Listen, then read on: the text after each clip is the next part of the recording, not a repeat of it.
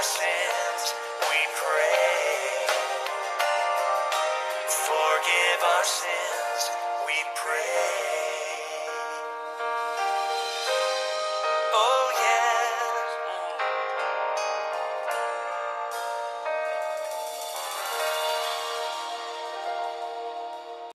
Iya, berarti kemit tadi ya. Iya, thank you Bro Eri, thank you ya. Saya mengapresiasi sahabat setia yang hadir pada pagi hari ini. Tentunya dan yang baru pertama kali hadir. Sekarang kita dalam satu ruang dan waktu yang terbatas. Dengan dinamika hidup yang syarat dengan kesibukan dan problema hidup. Sementara kita tanggalkan agar dapat fokus untuk memahami kebenarannya yang akan disampaikan oleh seorang lawyer kondang yang tidak asing lagi bagi kita semuanya tentunya. Anda pasti udah tahu siapa dia. Beliau akan menyampaikan I and my father are one. Yuk kita sambut Hambang John Thompson. Yuk, silakan Hambang. Thank you, Pak Frans. Terima kasih. Baik, shalom, selamat pagi semuanya, teman-teman sekalian, brother and sisters.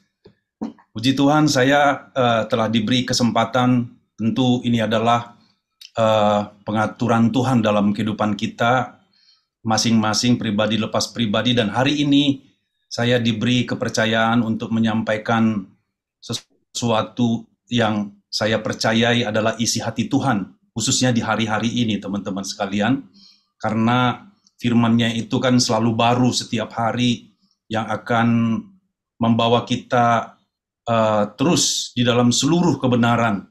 Kebenaran itu yang akan memerdekakan kita, teman-teman sekalian. Sudah cukup lama saya nggak hadir, memang sibuk sekali, padat sekali seperti Pak Pran sampaikan tadi, bukan karena permasalahan hidup, tapi karena pelayanan demi pelayanan yang luar biasa. Kami baru pulang dari Sydney dan Brisbane, teman-teman, dan kemarin juga baru pulang dari Bali. Tidak lain adalah diutus oleh Tuhan sendiri untuk menyampaikan firman-Nya gitu. Dan saya percaya hari ini juga adalah kesempatan yang baik buat kita semua jika kita benar-benar mau mendengarkan Dia. Karena memang saya sendiri melihat yang paling penting saat ini kita bisa mendengar, supaya dengan demikian kita bisa mengerti, teman-teman sekalian. Karena kita juga diutus adalah untuk menjadikan semua bangsa murid, bukan? Menjadi murid itu adalah orang-orang yang memang menyediakan, mempersembahkan waktunya untuk mendengar suara Tuhan, pengajaran daripada Tuhan, sehingga kita mengetahui kehendak-Nya, kita mengenal Dia, seperti tadi doa Pak Yohanes, ya, Pak Jonathan, supaya kita mengenal Dia gitu. Saya suka sekali dengan kata-kata pengenalan akan Dia gitu ya, bukan sekedar pengetahuan, karena pengetahuan itu bisa membuat kita jadi pintar, tapi belum tentu dikenal atau mengenal Tuhan. Dan itulah yang juga saya sedang geluti, sedang bangun gitu ya, karena pengenalan itu berbicara intimasi, berbicara hubungan, teman-teman sekalian, dan itu indah banget gitu ya di dalam Tuhan. Sebelum lebih jauh, berkenan kita semua berdoa, memastikan kembali hati kita, telinga kita, perhatian kita kepada Tuhan. Saya ajak teman-teman untuk berdoa lagi. Mari kita berdoa, teman-teman.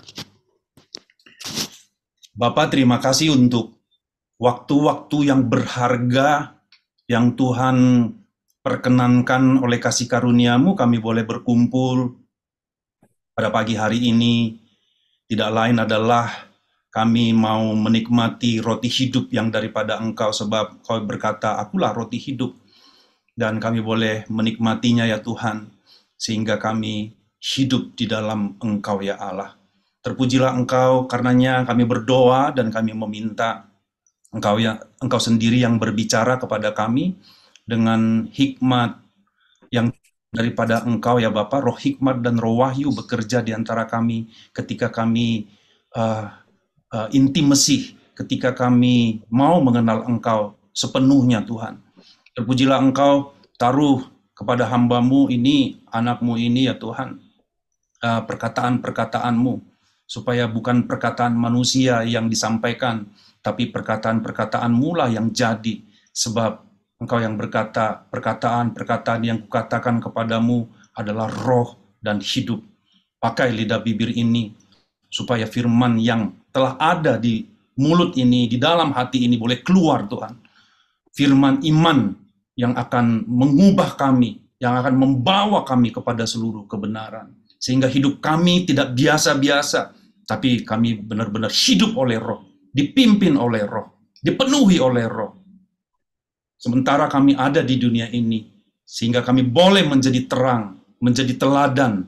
Hidup kami ini menjadi suratan Kristus yang bisa dibaca oleh semua orang, sehingga dunia ini boleh melihat bahwa Tuhan, Allah kami yang hidup itu, hidup benar-benar ada melalui kehidupan kami.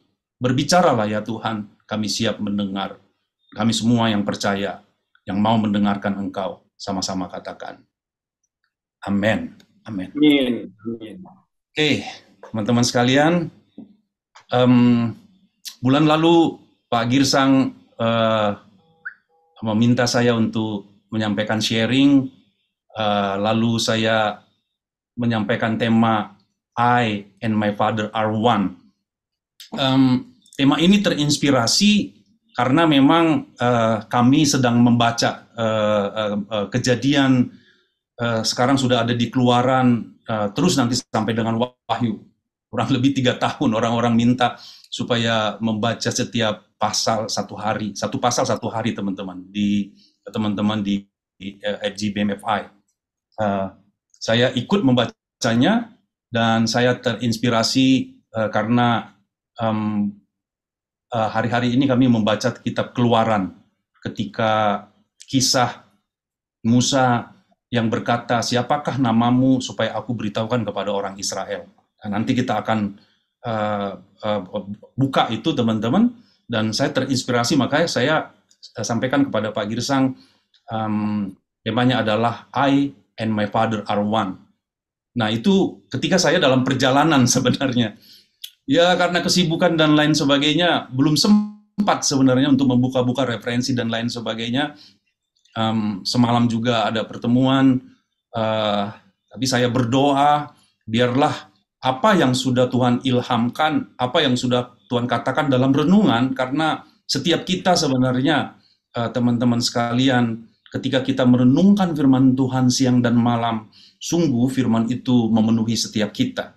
Dan itu tersingkap benar-benar oleh roh hikmat dan roh wahyu. Jadi referensinya, sungguh biarlah Roh Kudus yang mengajar kita.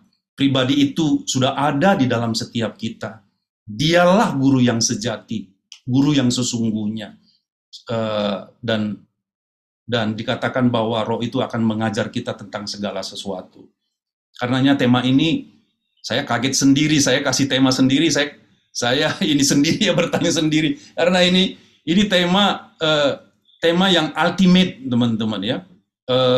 Sakral, sekaligus puncak gitu ya, dan tidak mudah secara logika, sulit dan mustahil untuk memahaminya, tapi teman-teman sekalian yang hadir pada pagi hari ini dan tentu yang akan mendengarnya di YouTube, di kanal-kanal YouTube atau lainnya, teman-teman, sama-sama kita mendengar apa yang Tuhan mau singkapkan di tengah-tengah kita.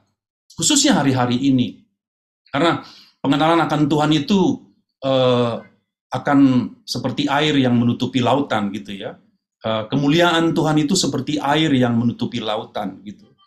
Jadi bagaimana kemuliaan atau pengenalan akan Allah itu hidup di dalam kita kalau kita tidak sungguh-sungguh di dalamnya. Saya saya menunjukkan diri saya dan sama seperti teman-teman sekalian.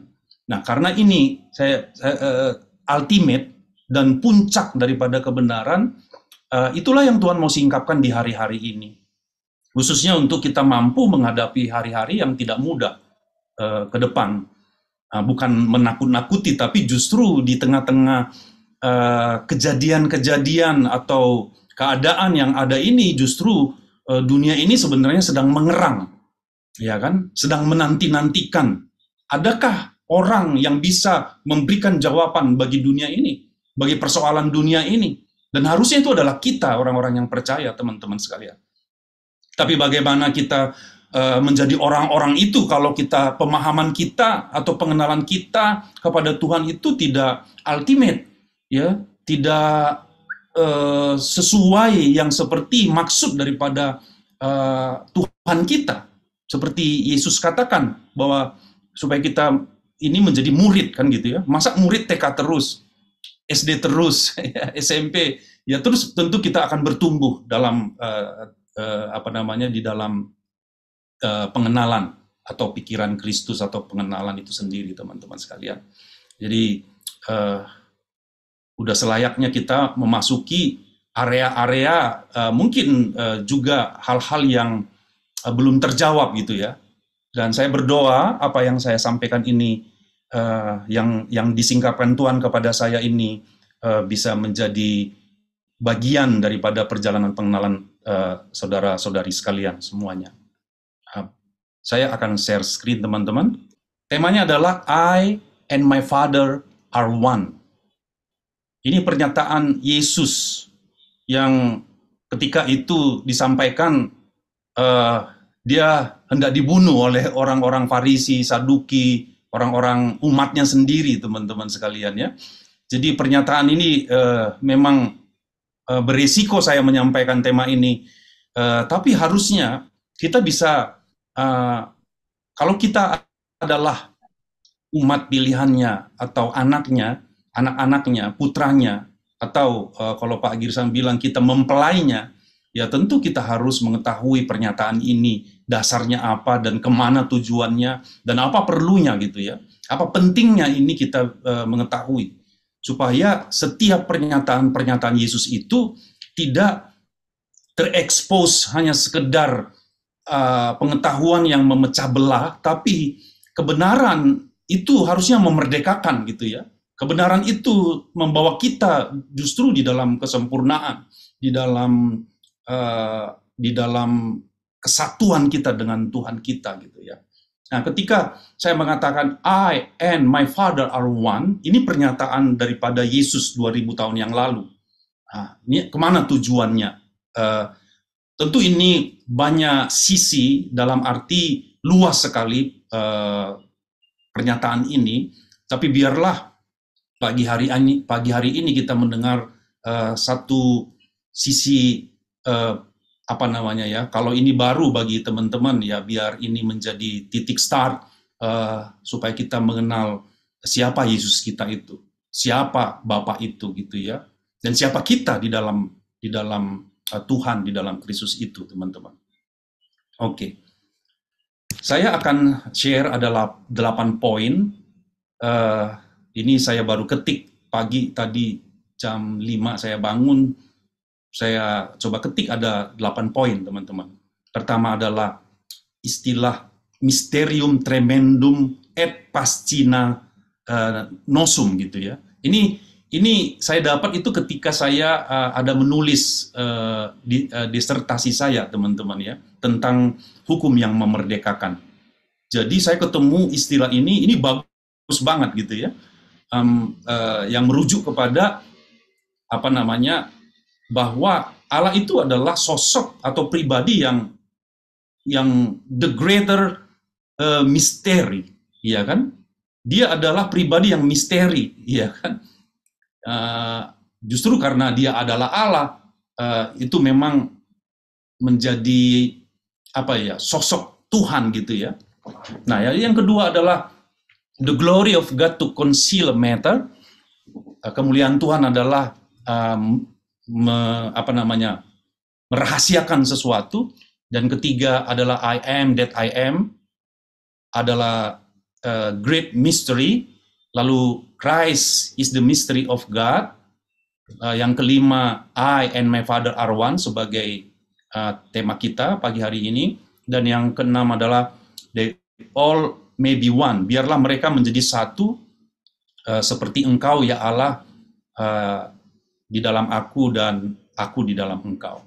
Yang ketujuh, Christ in you the hope of glory. Ini sudah sering kita sharingkan, tapi supaya dia memperkaya semuanya. Kenapa Kristus di dalam kita itu menjadi pokok gitu ya? Kenapa dia? Alasannya apa? Untuk apa gitu kan? Lalu yang kedelapan adalah satu dengan Kristus, teman-teman. Oke.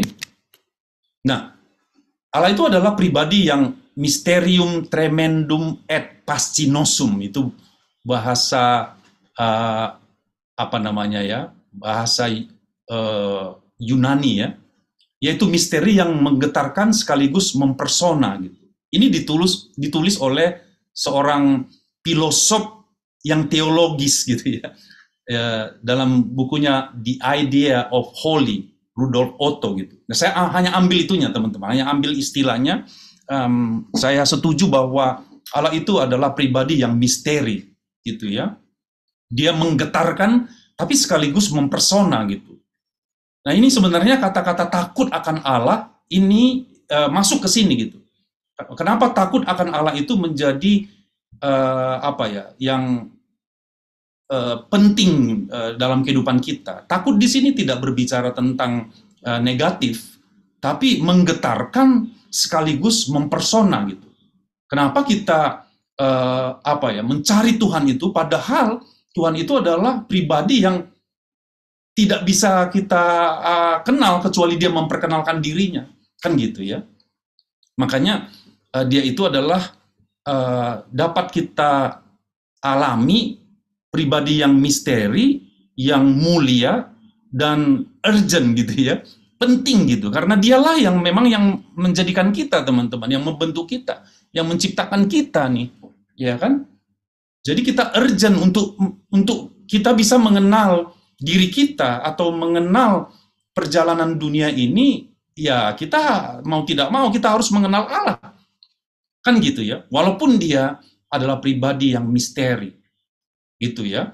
Makanya sungguh penting sekali kenapa kekristenan itu adalah jawaban bagi dunia ini.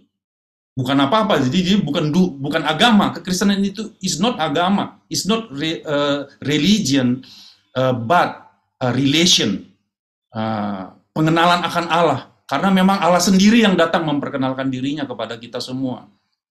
Gitu ya. Jadi yang misteri ini justru mau dinyatakan kepada kita semua, teman-teman sekalian. Oke. Nah, ini sudah sering juga yang Pak Wilson, Pak Girsang, dan teman-teman yang lain sering singgung ini, yaitu kemuliaan Allah ialah merahasiakan sesuatu. Ya, the glory of God is to conceal a thing, gitu ya. Itu memang apa ya? Hakikatnya Tuhan itu misteri, gitu. Itulah kemuliaannya itu, gitu ya. Kenapa dia mulia? Kenapa dia agung? Kenapa dia besar? Tak terkatakan karena dia adalah misteri, rahasia. Tapi memang puji Tuhan, kemuliaan raja-raja ialah menyelidiki sesuatu. Iya kan? Nah, jadi di dalam pernyataan ini dalam banget ya di kitab Amsal ini ya. Dia Amsal ini Salomo ini sedang tertuju kepada apa namanya, kepada pribadi Kristus sesungguhnya, teman-teman. Saya coba cari tahu karena gampang sekali teman-teman di aplikasi di HP kita ini, kita mudah sekali mencari arti dari setiap kata dari Alkitab itu gitu. Iya kan? Merahasiakan di sini bahasa aslinya adalah satar, to hide by covering. Jadi ya, merahasiakan itu adalah menyembunyikan di dalam cover gitu ya. Nah, jadi tapi kemuliaan raja-raja menyelidiki apa yang di covering itu, kemuliaan kita adalah bisa menyingkapkannya gitu. Iya kan?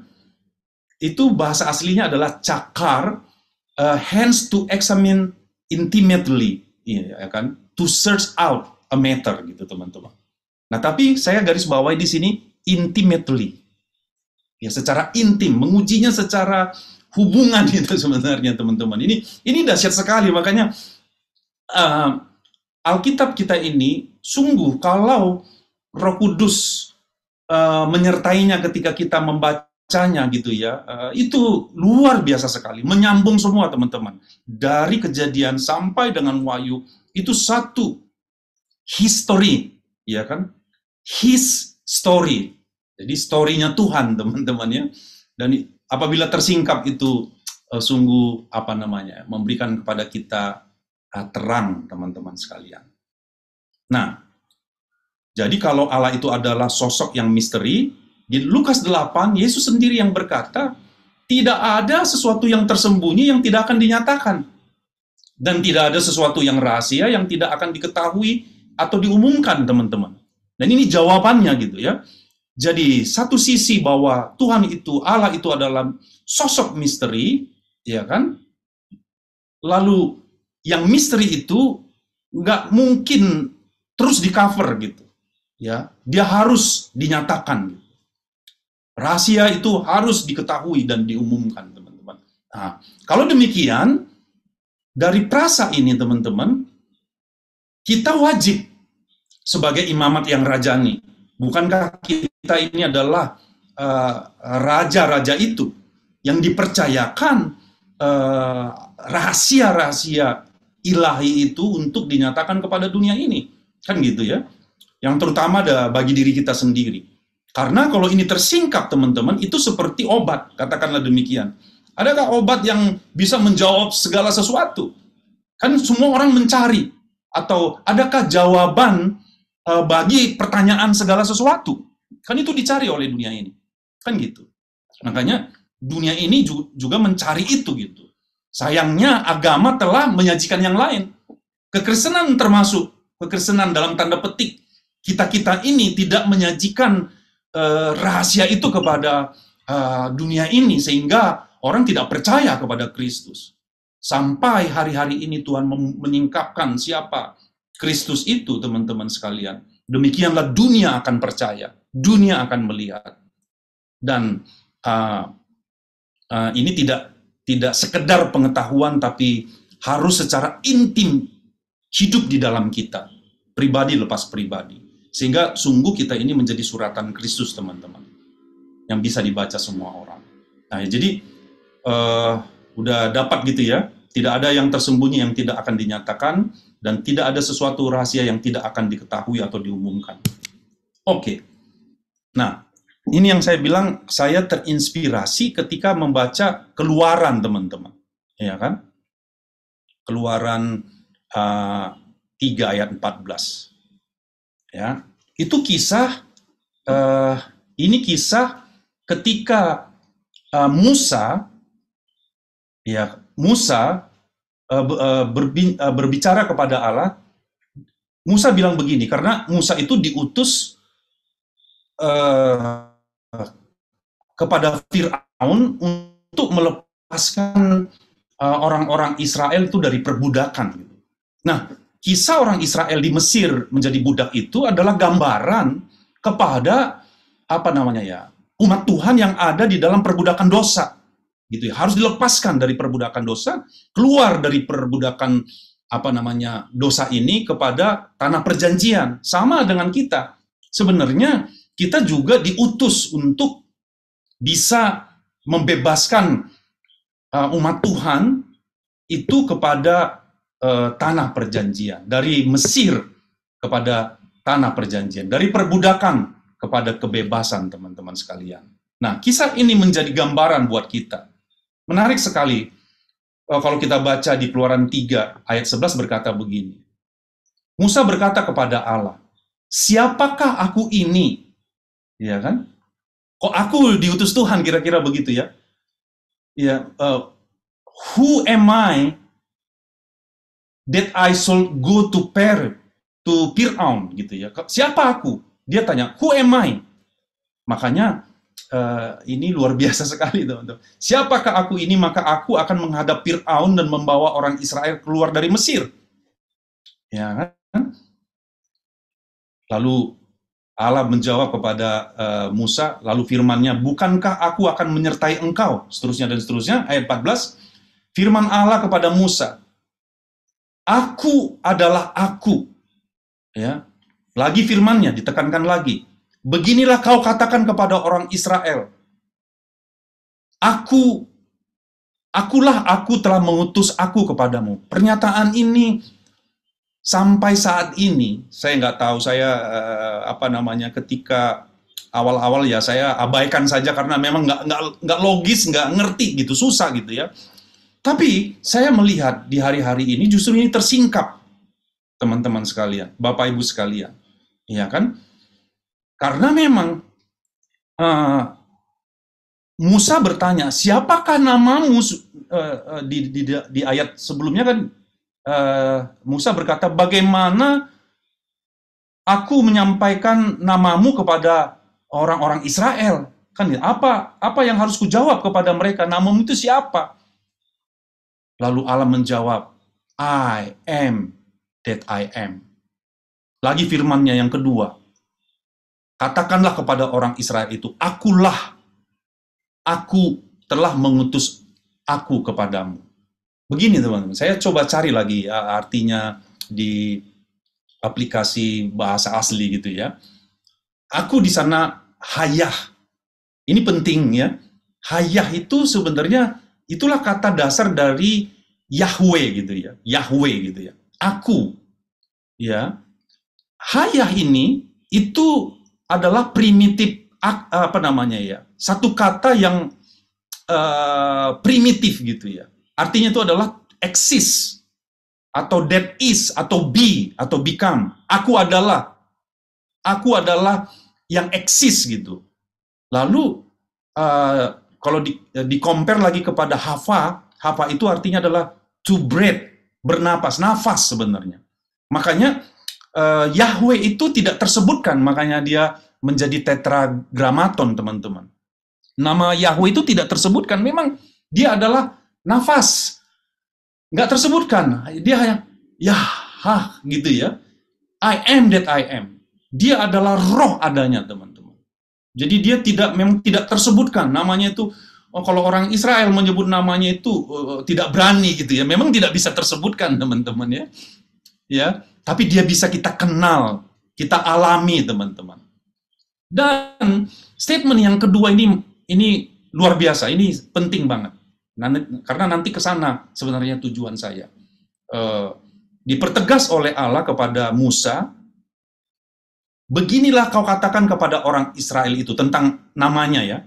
Akulah aku, telah mengutus aku kepadamu.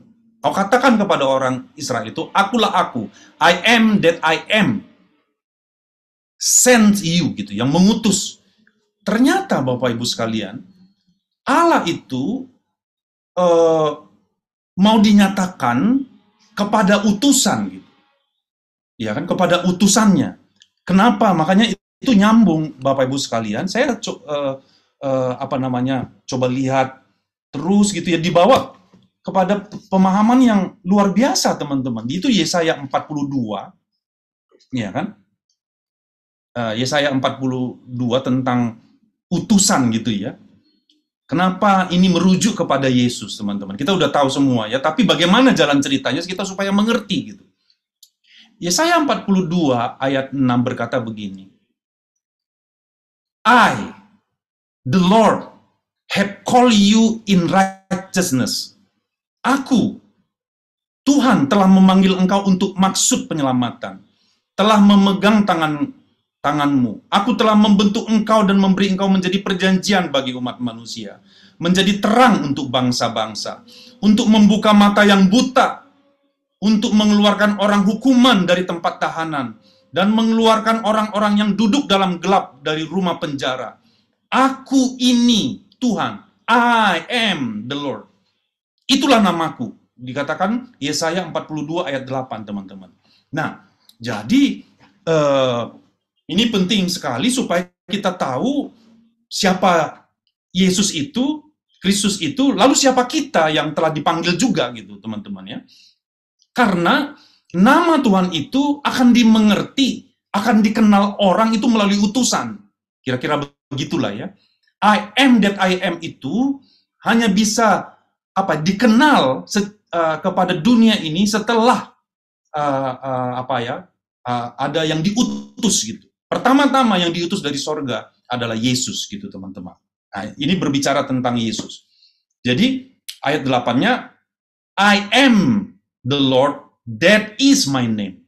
Kalau dihubungkan kepada atasnya itu adalah tentang utusan, tentang supaya kita itu menjadi terang bagi bangsa-bangsa, untuk membuka mata yang buta, untuk mengeluarkan orang hukuman dari tempat tahanan, dan mengeluarkan orang-orang yang terpenjara dari kurungan, teman-teman. Sama dengan yang di Keluaran, bahwa Musa itu dipanggil ketika dia menanyakan, siapakah namamu, supaya aku beritahukan kepada orang Israel. Lalu Tuhan bilang, I am that I am. Lalu dia tambahkan, akulah aku yang mengutus, gitu ya. Ya, send, aku yang mengutus. Jadi dia ada di dalam utusannya, gitu. Sampai di sini saya harap, saya percaya teman-teman bisa menangkapnya ya gitu ya. Nanti akan lebih terang. Jadi mengutus di sini adalah salah, to send away, untuk atau keluar gitu ya. Kenapa kita disuruh pergi memberitakan ini gitu. Menjadi saksinya teman-teman, ya kan? Untuk menjadikan semua bangsa ini murid Kristus. Kan gitu ya. Nah, kita itu makanya kita pergi juga adalah on behalf, ya kan, diutus gitu teman-teman. Kira-kira begitu yang kita dapat dari sini. Ya kan? Nah, Yesaya 42 ayat 1 ini saya catat begini nih, ini luar biasa karena satu perikop tapi saya ambil 1-2 ayat di dalamnya yang bisa jadi garis bawah untuk kita semua untuk bisa melihat lebih jauh.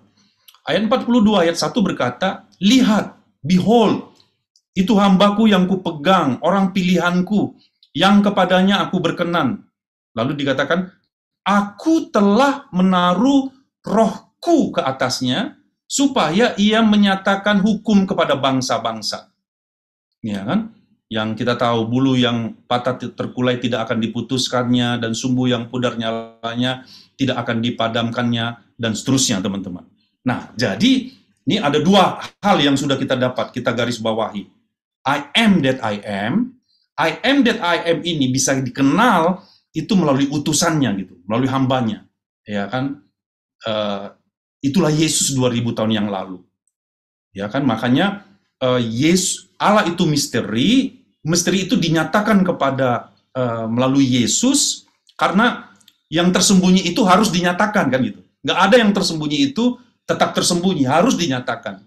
Makanya sebenarnya Yesus itu adalah dia bukan raja di atas segala raja kan, dan kemuliaannya adalah menyingkapkan sesuatu kan gitu. Tapi tidak tinggal sampai di situ teman-teman. Dia akan menyingkapkan dirinya pula kepada orang-orang pilihannya. Makanya kita dari sinilah dapat pernyataan yang mengatakan bahwa Kristus itu adalah rahasia Allah, tapi jemaat atau tubuhnya adalah rahasia daripada Kristus.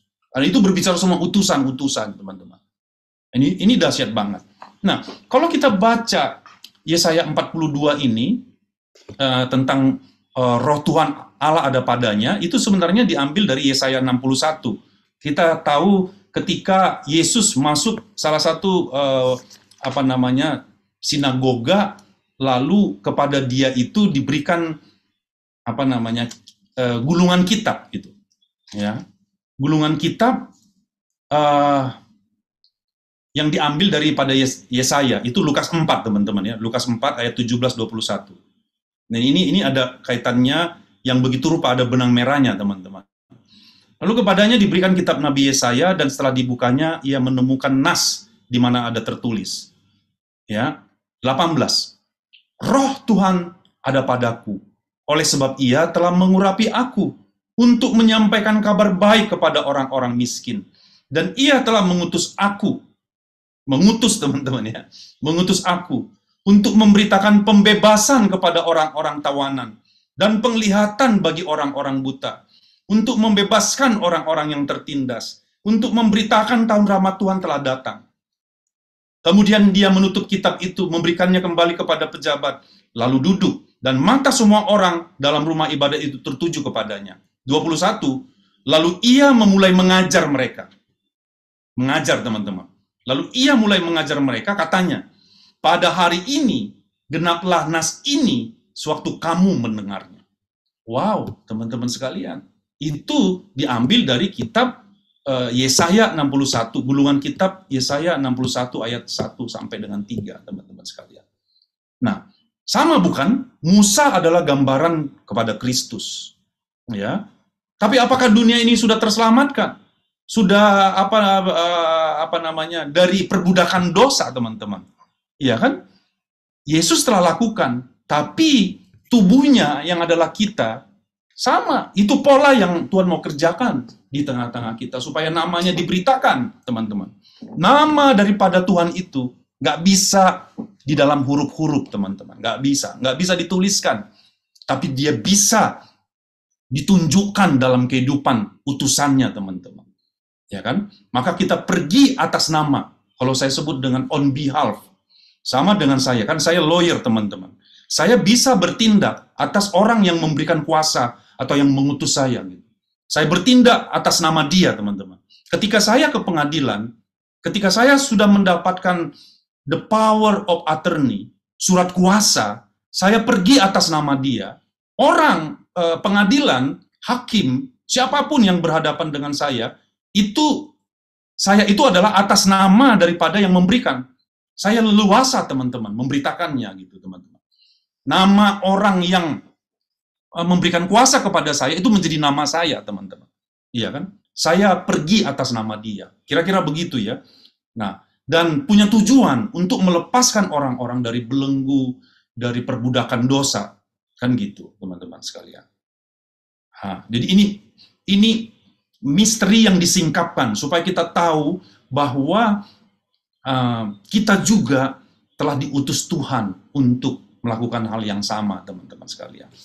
Ya, I am that I am. Oke. Kita tahu bahwa supaya singkat, karena ini udah sudah beberapa kali kan di-sharingkan, tapi saya coba hubungkan lagi menjadi satu benang merah dan ujungnya nanti kepada I and my Father are one. Nah, dikatakan di dalam Kolose 2 ayat 2 sampai 3 supaya hati mereka terhibur dan mereka bersatu dalam kasih sehingga mereka memperoleh segala kekayaan dan keyakinan pengertian. Saya senang sekali ya di CCM ini mengedepankan pengertian gitu ya. Karena memang banyak sekali kita melayani tanpa pengertian yang benar gitu ya. Dan saat-saat ini adalah saat-saat di mana kita harus pergi itu mengerti gitu. Kenapa bisa A? Kenapa bisa B? Kenapa bisa C? Kan gitu. Dan kalau kita pergi dengan pengertian, nggak ada yang bisa. Disitulah keyakinan teman-teman ada gitu. Berdiri kita berbicara juga penuh keyakinan gitu. Ya, menyampaikan Injil itu penuh keberanian. Kalau Pak Vincent bilang the boldness gitu ya. Makanya kita berdoa supaya kita punya keberanian. Bukan keberanian yang dikumpul-kumpulkan supaya gimana. Enggak, tapi dari pengertian beraninya, teman-teman. Enggak ada yang bisa mengganggu gugat kita gitu. Iya kan? Ya kalaupun kita harus disalibkan karena ini ya, saya nggak tahu gitu ya. Kalaupun kita harus menderita aniaya seperti murid-murid yang lain, karena itu saya nggak tahu. Tapi bagi kita, firman itu harus tersingkap. Nama Tuhan itu harus tersingkap kepada kita. Bukankah dikatakan bahwa nama Tuhan itu akan dituliskan di dahi kita di dalam kitab Wahyu? Ya kan? Ya kan? Nama Tuhan itu akan dituliskan di dahi kita, di dalam pengertian kita. Dan dikatakan, dan mengenal. Tadi yang dikatakan berdoa, mengenal Tuhan. Pengenalan akan Allah itu harta benda Sion, teman-teman. Umat yang mengenal Allahnya itu akan kuat, dan mereka akan bertindak. Gitu ya. Nah, dan mengenal rahasia Allah, yaitu Kristus. Jadi dari sini kita tahu bahwa rahasia Allah itu yaitu Kristus. Tadi dikatakan bahwa Allah itu adalah sosok yang misteri, kan gitu ya. Kemuliaannya itu adalah dia mengcover dirinya sendiri supaya apa? Supaya hanya orang-orang yang mencari, orang-orang yang bersungguh hati yang mendapatkan, orang-orang pilihan yang mendapatkan. Karena misteri ini mahal banget, teman-teman. Mulia banget. Dan dia tidak bisa diberikan sembarangan, teman-teman. Hanya orang yang mencari yang bisa mendapatkan. Orang-orang yang dipanggilnya. Dan itulah kita sebenarnya, sesungguhnya. Yang oleh kasih karunia kita dipilih, teman-teman. Jadi kita tahu di sini bahwa rahasia Allah yaitu Kristus. Karena di dalam Kristuslah tersembunyi segala harta hikmat dan pengetahuan. Kenapa dia itu menjadi jawaban kepada dunia ini? Kristus gitu ya. Dan kita tahu semua di dalam Efesus 5 ayat 32, kalau Kristus adalah rahasia Allah, lalu rahasia Kristus apa? Siapa gitu? Ya, dengan singkat saya sampaikan di Efesus 5 ayat 32 bahwa rahasia ini besar, tapi yang aku maksudkan ialah hubungan Kristus dan jemaat. Nah, kita harus garis bawahi hubungan ya, intimacy, intimately gitu ya. Yang tadi di awal saya sampaikan bahwa misteri itu I am that I am itu adalah kita dapat mengenal dia secara intim, ada hubungannya, ada intimacy di dalamnya, kan gitu. Nah, jadi Kristus adalah rahasia Allah, eklesia, church, jemaat adalah rahasia Kristus. Makanya teman-teman sekalian, nama ini harus diturunkan kepada kita. Kira-kira katakanlah nama itu marga, katakanlah gitu ya, supaya silsilah daripada Allah itu sampai kepada kita, namanya itu diberikan kepada kita. Karena kepada nama inilah semua akan tunduk. Semua yang ada di muka bumi ini, yang ada di dalamnya, yang tunduk pada nama ini, teman-teman. Bukan kepada kita manusiawinya, tidak. Tapi kepada nama ini. On behalf-nya gitu. Kita itu diberikan otoritas namanya gitu. Namanya itu berkuasa, teman-teman. Sekalian gitu ya. Oke. Nah, masuk kepada tema saya yaitu I and my Father are one. Itu diambil dari Yohanes 10 ayat 30. Ya, pernyataan Yesus, aku dan Bapa adalah satu, teman-teman ya. Yohanes 10 ayat 30. Ada baiknya saya buka dulu, teman-teman. Itu kisah ketika Yesus mulai mengajar, sudah mau memasuki pengajaran-pengajaran yang ultimate, teman-teman, yang sudah di puncak gitu. Karena Yesus tahu kalau tidak sampai kepada pengajaran ini, tidak sampai kepada the doctrine of Christ ini, orang-orang hanya beragama saja, nggak ada bedanya dengan agama lain gitu ya. Tapi kalau sudah sampai kepada kebenaran yang memerdekakan, yang adalah dia sendiri, yang adalah pribadinya sendiri, teman-teman. Itu itu sama dengan kita menyatakan nama Bapa itu kepada dunia ini gitu, teman-teman sekalian. Ya kan? Ketika Yesus mengajar tentang bahwa dia itu adalah gembala yang baik, itu mulai orang-orang Israel, orang Parisi, ahli-ahli agama, imam-imam itu udah mulai marah kepada dia gitu ya. Ketika dia katakan aku dan Bapa adalah satu. Lalu orang-orang Israel pada waktu itu bilang, kau menghujat Tuhan, engkau menghujat Allah, ya kan? Ya, bagaimana engkau mengatakan menyamakan dirimu padahal engkau cuma manusia, ya, kepada Allah, ya kan? Mulai dari situ dia menyingkapkannya ya. Kita tahu kisah ketika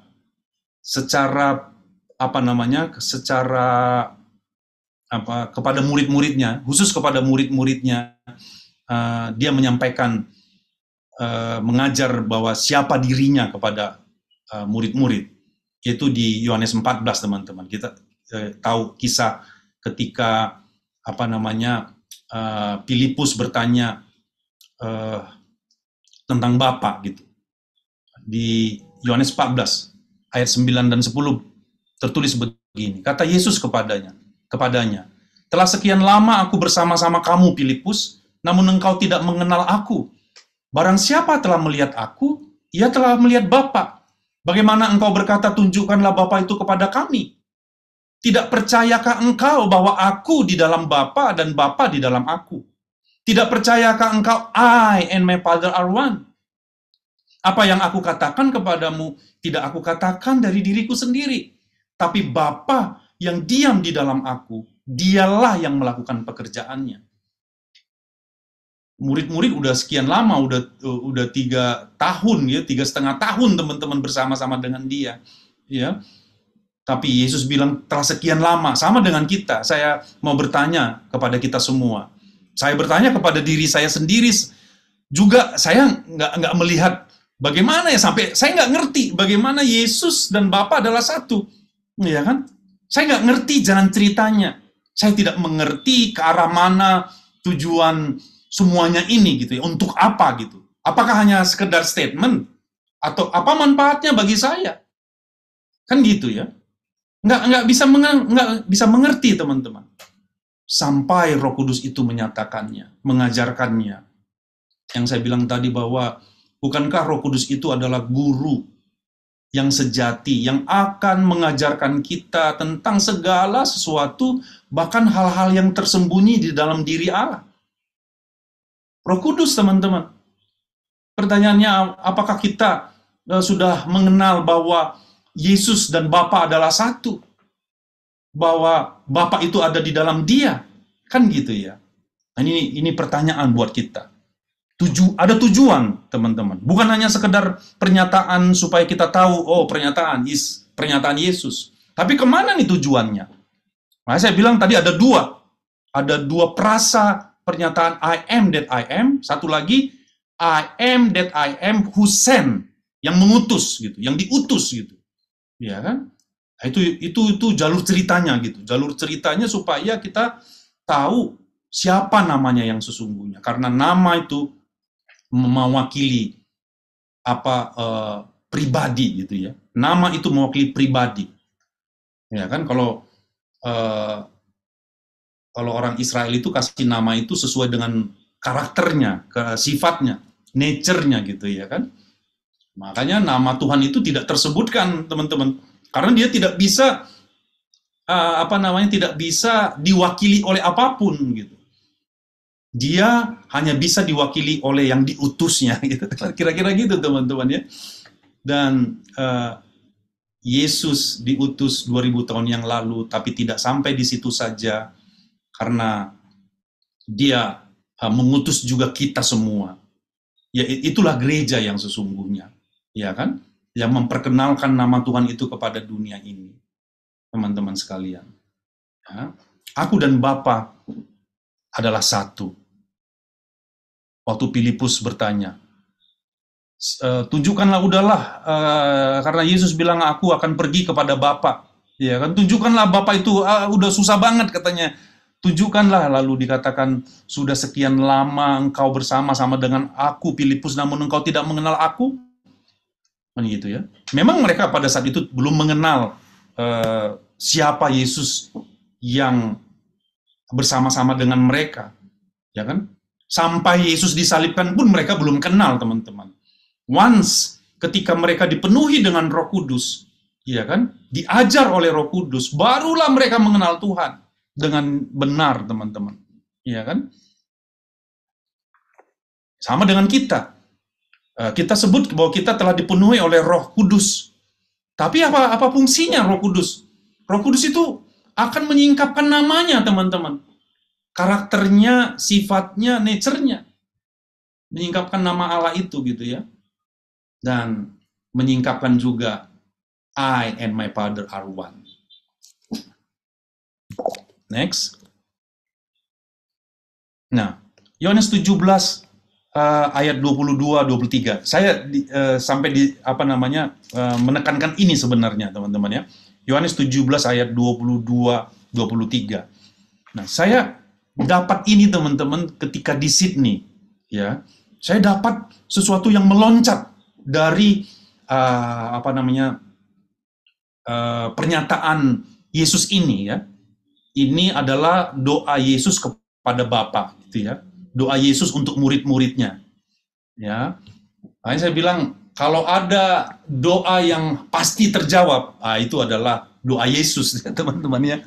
Nah, Yohanes 17 ada yang sesuatu yang meloncat. Kenapa meloncat, teman-teman? Karena itu yang Tuhan singkapkan gitu ya.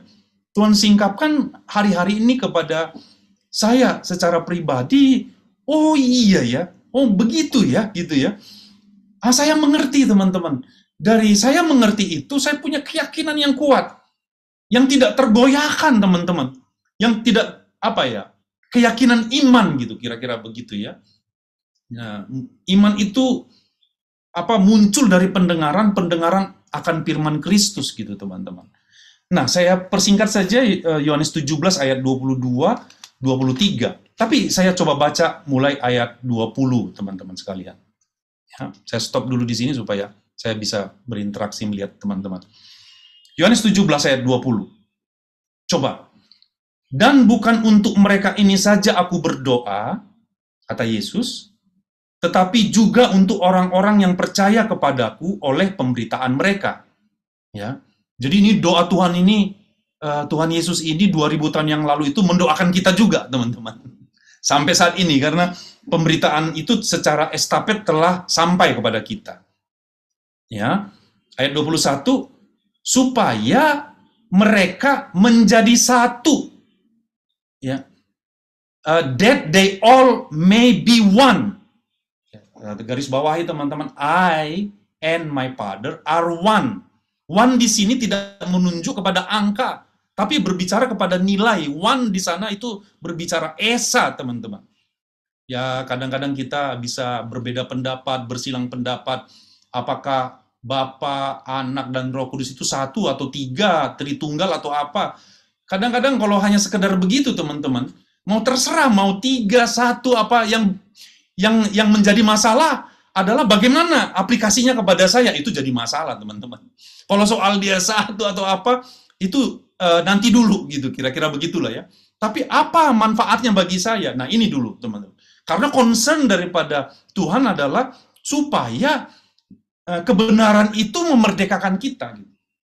Makanya Yesus berdoa, itu di Yohanes 17. Itu puncak setelah ini Yesus sudah disalibkan, teman-teman. Ya.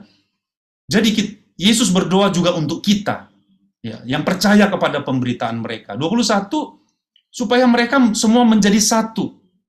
Menjadi satu. Sama seperti engkau ya Bapa, di dalam aku, dan aku di dalam engkau. Artinya gini, teman-teman. Yesus berdoa kepada murid-muridnya dan kepada sebanyak orang yang percaya kepada pemberitaannya, supaya kita itu menjadi satu, one, esa, teman-teman ya. Di sini ini berbicara nilai ya.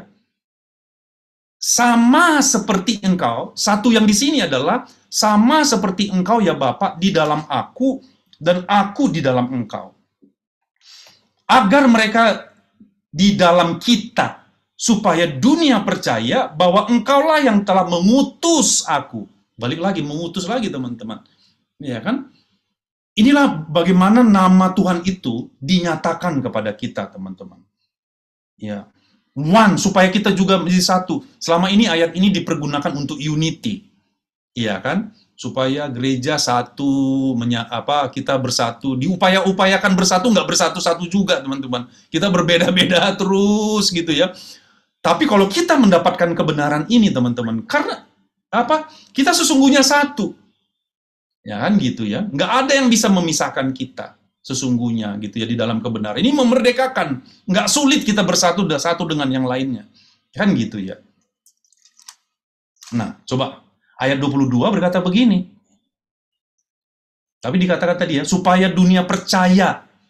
Teman-teman, dunia tidak akan percaya sampai kita semua anak-anak Tuhan ini satu dengan Dia gitu. Satu di dalam kesatuan antara Yesus dan Bapaknya adalah satu. I and my Father are one.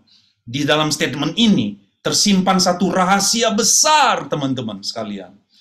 Ya kan? Itulah gereja yang sesungguhnya. Saya dapat ini sampai saat ini, saya sampai masih bergetar dengan kebenaran ini, teman-teman ya. Ya. Karena ini doa daripada Yesus supaya saya ada di dalamnya. 22. Dan aku telah memberikan kepada mereka kemuliaan. Bayangkan nih teman-teman. Dan aku telah memberikan kepada mereka kemuliaan yang engkau berikan kepadaku.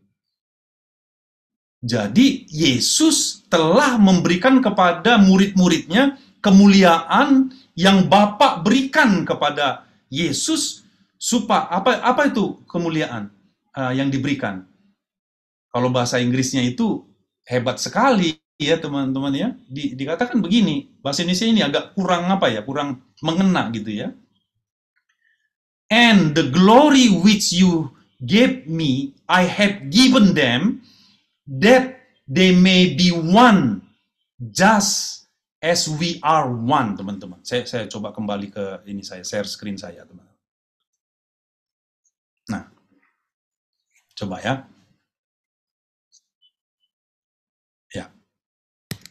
Dan aku telah memberikan kepada mereka kemuliaan, the glory, yang engkau berikan kepadaku. Ya, yang utusan ini sebagai Yesus ini sebagai utusan, dia mengambil dia mengambil rupa sebagai sebagai manusia ya. Yang tadi saya bilang tadi I am that I am that I am who sent, yang mengutus gitu ya. Nah, kepada utusan itu diberikan kemuliaan. Juga supaya mereka menjadi satu.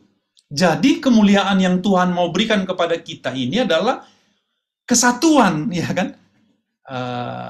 Susah sih mewakilinya dengan kata-kata, tapi kalau teman-teman mengikuti dari tadi, menangkap yang saya maksud.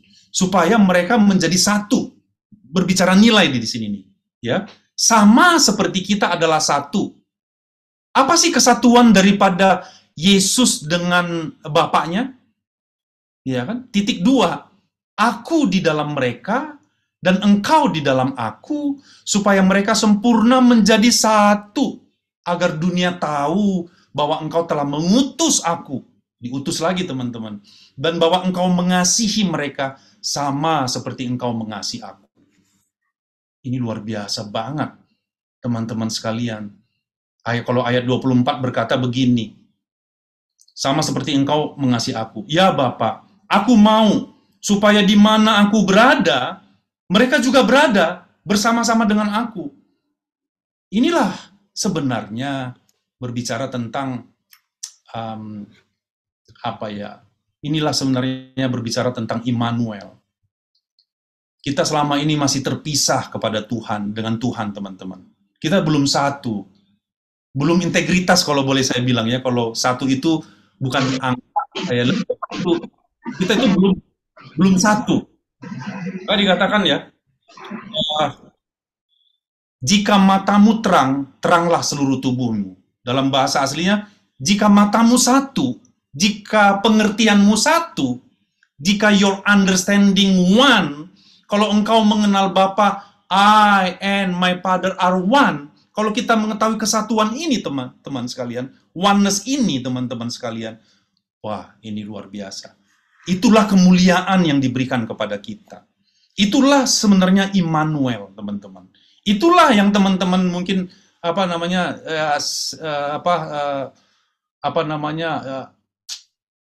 bahwa Christ in us is the hope of glory. Itu teman-teman. Jadi bukan tentang kedatangan ini dan itu. Sebenarnya berbicara nilai, teman-teman. Berbicara mau mengembalikan kepada manusia ini kemuliaan yang hilang. Ya, ketika kita jatuh di dalam dosa, kita semua kehilangan kemuliaan Tuhan. Kita semua kehilangan kemuliaan Tuhan. Lalu ketika kita berbalik kepada Dia, kalau kita dipulihkan, artinya kemuliaan itu dikembalikan. Apa sih kemuliaan yang Tuhan kembalikan kepada kita? Yes, kemuliaan Tuhan adalah I and my Father are one. Supaya kita masuk di dalam kesatuan itu, teman-teman. Supaya kita dibenarkan di dalam kesatuan itu. Itulah yang Yesus di Yohanes 17 itu berbicara tentang pokok anggur. Barang siapa tinggal di dalam aku tinggal di dalam mereka, dia berbuah banyak. Sebab di luar aku, kamu tidak bisa berbuat apa-apa. Nah, inilah keberadaan Tuhan. Jadi, teman-teman sekalian, kedatangan Tuhan ini adalah kedatangan ketika kita tersingkap, gitu ya, kepada kita masing-masing, gitu.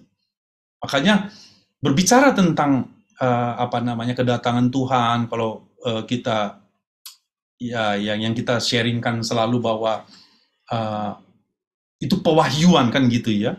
Ketika Tuhan mewahyukan dirinya, menghadirkan dirinya kepada kita, dia mau membawa kita ke dalam kesatuan antara dia dengan Bapanya. Karena kalau kita hidup di dalam kesatuan ini, teman-teman, maka kita sempurna gitu ya. 23, aku di dalam mereka dan engkau di dalam aku supaya mereka sempurna menjadi satu. Jadi kesempurnaan itu hanya dalam Kristus. Kita tidak, kan selalu kita bilang, aduh saya jauh dari sempurna gitu, saya belum sempurna gitu ya. Statement ini satu sisi benar, tapi bukan berarti kita sedang mau menjalani kepada pengertian itu gitu, bahwa kita akan berupaya sempurna. Tidak akan, nggak sampai-sampai teman-teman, ya kan? Tapi kesempurnaan itu adalah di dalam I and my Father are one, kan gitu ya? Yang aku di dalam mereka dan engkau di dalam aku supaya mereka sempurna menjadi satu. Jadi sempurna itu adalah kalau kita menjadi satu, integrity, satu teman-teman. Agar dunia tahu, disinilah dunia akan tahu. Kenapa kita akan saya percaya juga ketika kita menumpangkan tangan untuk berita itu disampaikan, orang sembuh, membangkitkan orang mati yang pernah saya singgung ketika saya terakhir sharing teman-teman. Itu terjadi karena Kristus di dalam kita, teman-teman. Dialah yang melakukannya, kan gitu ya. Baru dunia tahu, bahwa Bapa di dalam mereka itu satu, ada Kristus di dalam mereka, kan kira-kira gitu. Mereka mengajar dengan keyakinan gitu ya. Mereka bisa menghentikan bisa menenangkan badai gitu ya. Ya, mereka menyampaikan keyakinan pengertian, mereka menyampaikan iman, teman-teman, kira-kira begitu. Supaya mereka, agar dunia tahu bahwa engkau telah mengutus aku, dan bahwa engkau mengasihi mereka sama seperti engkau mengasihi aku. 24, ya Bapa, aku mau supaya dimanapun aku berada, mereka juga berada bersama-sama dengan aku. Jadi nggak kemana-mana Yesus itu, teman-teman. Kristus itu ada di dalam kita, gitu ya.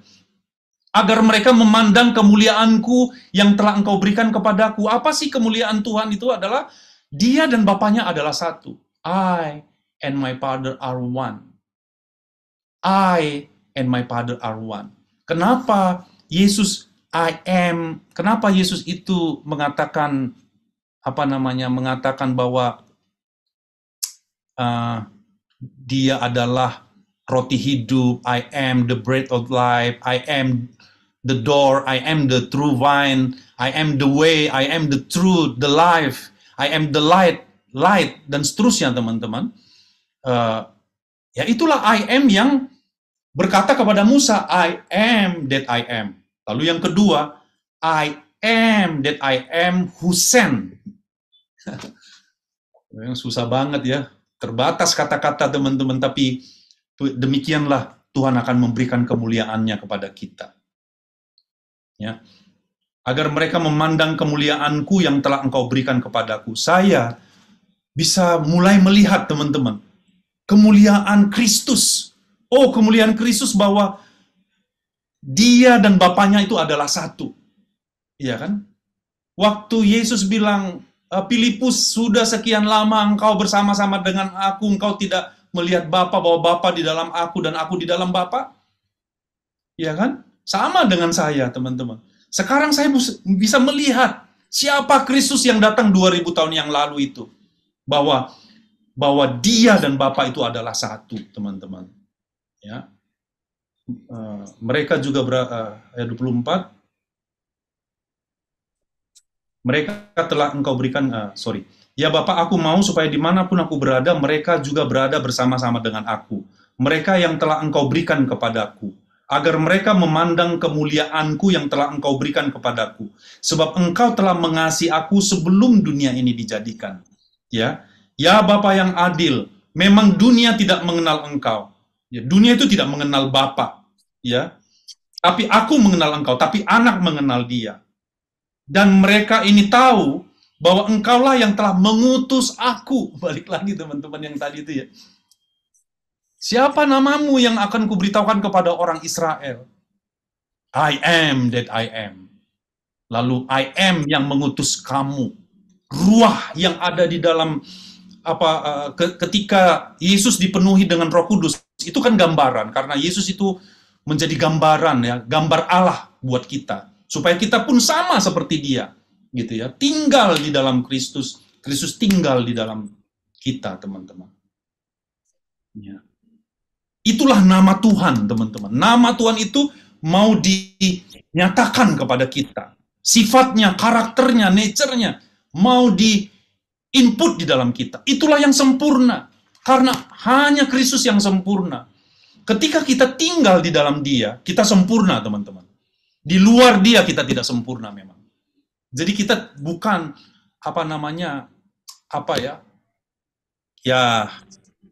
memang sih kita perjalanan kita itu adalah perjalanan berubah oleh pembaharuan budi ya, kita terus berubah dari hari ke hari, teman-teman ya. Itulah perjalanan kesempurnaan kita gitu. Tapi Kristus yang di dalam kita itu sempurna gitu. Dialah yang mulia, teman-teman. Dialah kemuliaan Allah, teman-teman. Bukankah dikatakan Kristus adalah hikmat Allah dan kemuliaan Allah? Ya kan? Kemuliaan Kristus itu adalah I and my Father are one. 25, ya Bapa yang adil, memang dunia tidak mengenal engkau, tapi aku mengenal engkau, dan mereka tahu bahwa engkaulah yang telah mengutus aku. 26, dan aku telah memberitahukan namamu. Sekali lagi teman-teman, dan aku telah memberitahukan namamu kepada mereka, dan aku akan memberitahukannya, supaya kasih yang engkau berikan kepadaku ada di dalam mereka, dan aku di dalam mereka. Siapa nama Allah itu? I am that I am. Bagaimana nama itu dinyatakan? Melalui utusan. Siapa utusan yang paling pertama? Adalah Yesus. Ya kan? Lalu dialah Yesus itu adalah rahasia Allah. Tapi apakah dunia sudah mengenal Allah itu? Belum. Ya kan? Tapi pengenalan akan Allah itu akan menutupi bumi ini seperti air menutupi lautan. Bagaimana caranya? Bagaimana namanya itu diperkenalkan? Melalui utusan. Kitalah sekarang utusannya, teman-teman. Tapi kita belum mengetahui kemuliaannya, kita belum mendapatkan kemuliaannya karena kita belum mengerti, teman-teman sekalian. Makanya Yesus bilang, aku telah memberitahukan namamu kepada mereka, kepada murid-murid 2000 tahun yang lalu. Dan aku akan memberitahukannya lagi, kira-kira gitu ya. Ya. Supaya kasih yang kau berikan kepadaku ada di dalam mereka. Oke, kira-kira begitu teman-teman. Saya coba tunjukkan beberapa slide lagi. Nanti kita question and answer. Nah, inilah masuk kenapa Christ in you, the hope of glory itu kenapa menjadi penting gitu ya. Ya, menjadi penting di dalam kita, karena itulah kemuliaan yang Tuhan mau nyatakan kepada kita, teman-teman. Bukan kemampuan kita. It's not, teman-teman. Bukan kehebatan kita, bukan perbuatan baik kita. Bukan. Tapi Kristus yang di dalam kita, itulah kemuliaan Allah yang dinyatakan. Itu yang mau dikembalikan kepada kita. Kita harus mengerti ini, mengenal namanya. Namanya ini mau dituliskan dalam kita. Kita menjadi suratan Kristus, teman-teman. Ya kan? Kenapa Paulus mengatakan hidupku ini bukannya aku lagi, tapi Kristus yang hidup di dalam aku. Dia semakin berkurang, kata Yohanes. Ya, aku semakin berkurang, Kristus yang bertambah di dalam aku. Kristus itu kemuliaan Allah, teman-teman, dan hikmat Allah. Dan kemuliaan Allah itu dikembalikan kepada kita. Itulah nama Tuhan. I and my Father are one. Itu yang saya sharingkan kepada teman-teman. Lebih jauh kita bisa question and answer. Tuhan Yesus memberkati. Saya kembalikan kepada Pak Frans. Iya. Teman-teman, asik ya, Bro and Sis. Kalau segala sesuatunya tersingkapkan, bahwa kita satu dan diutus mengasihi dalam kasihnya. Bro and Sis, Abang John Thompson sudah berhenti berbicara. Biarlah Roh Kudus terus berbicara kepada pribadi, lepas pribadi. Terima kasih Bang John Thompson atas sharing firman-Nya.